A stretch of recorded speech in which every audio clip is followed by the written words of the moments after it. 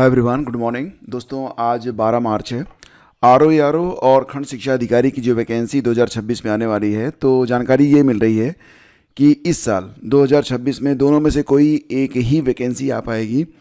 और संभावना इस बात की बहुत ज़्यादा है कि इस बार आपको खंड शिक्षा अधिकारी की वैकेंसी देखने को मिलेगी, आरओ का विज्ञापन देखने को नहीं मिलेगा। एग्जैक्टली 2023 में जो वैकेंसी आई थी, तो आप देख सकते हैं यहाँ पर कुल पदों की संख्या 411 थी और इसमें आरओ के कुल मिला के 322 पद थे। बाकी जो पद हैं वो आरओ के लिए थे। और अब एक लेटेस्ट अपडेट ये आई है कि इस बार ज़्यादातर जो पद हैं आरओ के भी और आरओ के भी, ये सारे पद सचिवालय में हैं, यानी कि सचिवालय ही वो जगह होती है। आरओ वाले बिल्कुल चाहते हैं कि उनकी जो पोस्टिंग वो सचिवालय में हो, क्योंकि सचिवालय में रहने के बाद उन्हें एक अलग तरीके का रुतबा जो है वो प्राप्त होता है और अलग तरीके की पावर प्राप्त होती है। तो फिलहाल दोस्तों, ये आरओ 2023 के पदों का जो ब्यौरा है वो जारी किया गया है। तो बताया ये गया है, जैसा नोटिफिकेशन में था, यहाँ पर आप देख सकते हैं 322 पद ये यूपी सेक्रेटरीट के अंतर्गत थे, समीक्षा अधिकारी 322 पद। तो यहाँ पर बताया गया है कि 322 पद ये फिलहाल इतने ही पद हैं, अभी सचिवालय में भी हैं। उत्तर प्रदेश लोक सेवा आयोग में 13 जबकि राजस्व परिषद में 3 पद हैं। वहीं एआरओ के 81 पदों में सचिवालय में 40, राजस्व परिषद में 23, लोक सेवा आयोग में 18 पद हैं। पदों की संख्या में अभी तक कोई भी बढ़ोतरी यहाँ पर नहीं दिखाई दे रही है और अब शायद पद बढ़ेंगे भी नहीं, क्योंकि प्रारंभिक परीक्षा भी हो चुकी है और मुख्य परीक्षा भी हो चुकी है। टाइपिंग टेस्ट ही केवल लगभग प्रक्रिया पूरी ही हो चुकी है, इसमें आप कुछ कह नहीं सकते हैं। तो रिजल्ट का इंतज़ार बस बचा हुआ है और रिजल्ट भी आपका मई तक आ जाएगा। हो सकता है उसके पहले भी आ सकता है, लेकिन 15 मई के आसपास आपका रिजल्ट जो है वो आ सकता है। और इस साल अगर आप तैयारी कर रहे हैं तो देखो, लोअर पीसेस की वैकेंसी तो आने ही वाली है, साथ ही साथ जो बीईओ की वैकेंसी है वो भी आने वाली है। और इस बार बीईओ में कंपटीशन काफ़ी टफ होने वाला है, बिकॉज ऑफ बीएड को हटाने की संभावना है। और अगर बीएड हटा तो सभी लोगों के लिए जो वैकेंसी है ओपन हो जाएगी। और अगर ऐसा हुआ तो निश्चित तौर से प्रतियोगिता बहुत ही कठिन हो जाएगी। जिस स्तर के लोग पिछली बार चुने गए थे, मतलब जो लेवल है उससे बहुत ही ऊपर चला जाएगा। तो अगर आपको बीईओ बनना है तो अभी से आपको तैयारी करनी पड़ेगी और इसके अलावा कोई अदर ऑप्शन नहीं है। 2026 का जो नोटिफिकेशन है ये आपको कब तक देखने को मिलेगा? तो जानकारी मिल रही है कि अगस्त सितंबर तक इसका जो विज्ञापन है वो देखने को मिलेगा।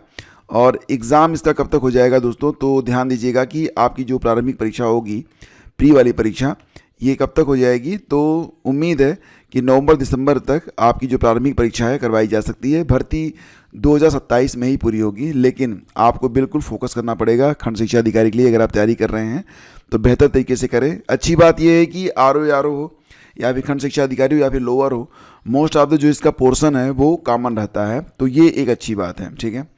अर्धसैनिक बलों और असम राइफल्स में 93,000 पद खाली हैं। तो दिल्ली सरकार ने बुधवार को राज्यसभा में बताया कि केंद्रीय सशस्त्र पुलिस बलों और असम राइफल्स में कुल 93,139 पद जो हैं ये रिक्त हैं। गृह राज्य मंत्री नित्यानंद राय ने बताया कि केंद्रीय औद्योगिक सुरक्षा बल यानी कि सीआईएसएफ में सबसे ज़्यादा 28,342 पद हैं। सीआरपीएफ में 27,400 पद हैं जो कि खाली हैं।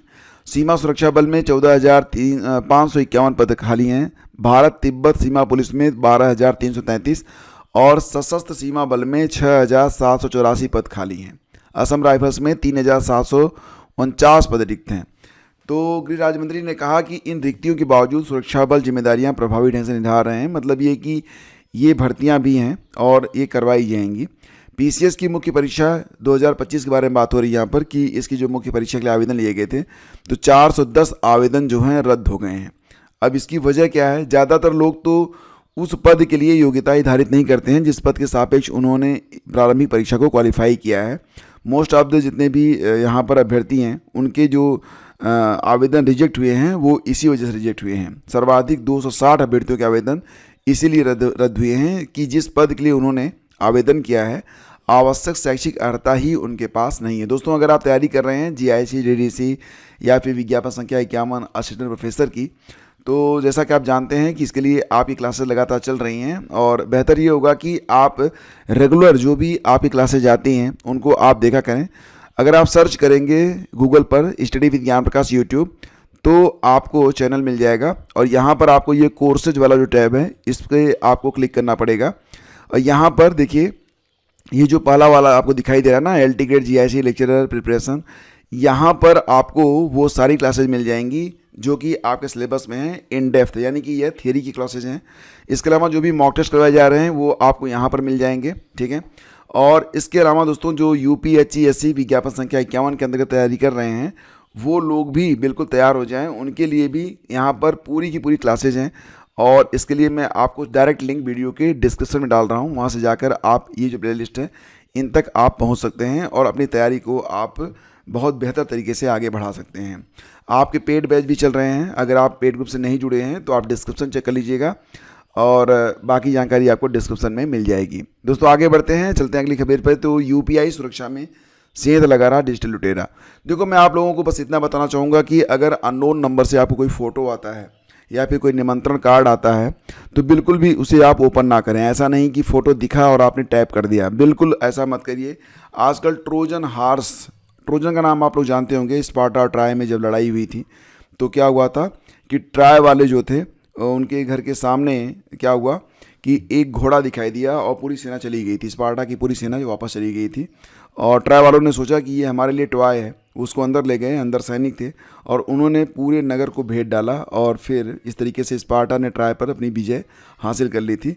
तो मतलब ये है ना कि जो आपको निमंत्रण मिलेगा या फिर RTO का जो चालान मिलेगा वो इसी प्रकार से मिलेगा। तो व्हाट्सएप पर हर इमेज को चेक करना ज़रूरी नहीं है। और आपका पहचान का भी कोई व्यक्ति है जो मतलब फॉरवर्ड कर रहा है कोई इस प्रकार की इमेज, तो उसे भी आप ना देखें, क्योंकि इससे क्या होगा कि आपके मोबाइल फ़ोन में एक ऐप ऑटोमेटिकली इंस्टॉल हो जाएगा और आपका पूरा UPI का जो कंट्रोल है उस आदमी के हाथ में चला जाएगा।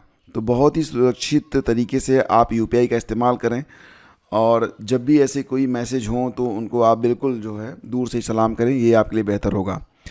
और जिन अभ्यर्थियों के आधार नंबर मिसमैच, उन्हें 2.5 घंटे पहले आना पड़ेगा परीक्षा केंद्र, मतलब आधा घंटा पहले, क्योंकि 2 घंटे पहले तो सभी को बुलाया गया है। तो एग्जैक्टली बात यह है कि दरोगा भर्ती की परीक्षा होनी है 14 और 15 मार्च को। तो बहुत सारे लोग जो अपना या तो आधार कार्ड डाले नहीं हैं या फिर जिनका आधार कार्ड मिसमैच है उनको आधा घंटा पहले और बुलाया गया है, 2.5 घंटा पहले उन्हें पहुंचना पड़ेगा। बाकी लोगों को 2 घंटा पहले पहुंचना पड़ेगा। यहाँ पर इन वस्तुओं पर प्रतिबंध, तो पाठ्य सामग्री, मुद्रित या लिखित, कागज़ के टुकड़े, ज्यामिति, पेंसिल बॉक्स, बाकी कोई भी चीज़ लेके आप नहीं जा सकते हैं। मतलब सिर्फ आपका प्रवेश पत्र होना चाहिए, पेन होना चाहिए, ठीक है। इस बात का आप लोग ध्यान रखें। SI भर्ती परीक्षा में अभ्यर्थियों को बसों में मुफ्त यात्रा की सुविधा भी नहीं है, आपको पैसा देना पड़ेगा। सोशल मीडिया पर वायरल खबर का विभाग ने खंडन किया है, ये बात आप लोग ध्यान रखिए। और बोर्ड की परीक्षाएं, UP बोर्ड की परीक्षाएं आज समाप्त हो रही हैं। मूल्यांकन 18 मार्च से स्टार्ट कर दिया जाएगा। अप्रैल के अंतिम सप्ताह में UP बोर्ड का परिणाम आने की संभावना जताई जा रही है, ठीक है। और देश में पहली बार दोस्तों इच्छा मृत्यु की मंजूरी दी गई है। 13 साल से कोमा में है गाजियाबाद के 32 साल के हरीश, माता पिता की गुहार पर फैसला, सुप्रीम कोर्ट ने कहा उसे अनंत पीड़ा में नहीं रख सकते हैं। एग्जैक्टली हुआ ये था कि जो हरीश हैं ये बहुत ही मेधावी छात्र रहे और एक बार क्या हुआ था कि ये बहुत ऊंचाई से नीचे गिर गए थे। चंडीगढ़ यूनिवर्सिटी में सिविल इंजीनियरिंग के अंतिम वर्ष के छात्र थे और वेट लिफ्टर बनने का सपना देखते थे। अगस्त 2013 में रक्षाबंधन के दिन PG की 4थी मंजिल से गिर गए तो इनके सिर और कमर में बहुत गंभीर चोटें आई थी। हादसे के बाद हमेशा के लिए कोमा में चले गए, शारीरिक रूप से पूरी तरह निष्क्रिय हो गए। अब यहाँ पर इनको सुप्रीम कोर्ट ने मंजूरी दे दी है कि जो जीवन रक्षक दवाएं हैं और जो सपोर्ट है वो हटा लिया जाए ताकि इनको इस पीड़ा से मुक्ति मिल सके। और ये देश में ऐसा पहला मामला है। 29,334 सहायक अध्यापक भर्ती में चयनित अभ्यर्थियों का मामला। तो 10 साल से लड़ रहे, नौकरी ली, 6 साल में होंगे रिटायर। तो एग्जैक्टली बहुत सारे लोग ऐसे होते हैं जो उम्र के अंतिम दौर में जाकर नौकरी को हासिल करते हैं, लेकिन फिर वही कहानी सामने आती है। तो 43 साल के थे मनोज, आजमगढ़ के रहने वाले हैं और जब उन्हें अब जॉब मिल रही तो उनके पास केवल 6 साल बचे हुए हैं। अब उनकी उम्र 56 साल है। अब जॉब तो मिल जाएगी लेकिन 6 साल में रिटायर हो जाएंगे। तो पूरा उम्र जो है वो तो खैर अब नाम के आगे मास्टर लग जाएगा, बस यही इनको हासिल हुआ। बाकी 4-6 साल और बेहतर तरीके से गुजरेंगे क्योंकि अब तो पुरानी पेंशन भी नहीं मिलती है। तो दोस्तों ये थी आज की पूरी अपडेट। अगर आप तैयारी कर रहे हैं UPSC विज्ञापन संख्या 51 GIC GDC की तो आप रेगुलर क्लास जो है वो देखते रहें। और अगर आपको कहीं पर कोई दिक्कत आती है तो आप हमें व्हाट्सएप पर मैसेज भी कर सकते हैं। जानकारी आपको डिस्क्रिप्शन में दी गई है। Thank you, have a great day, जय हिंद।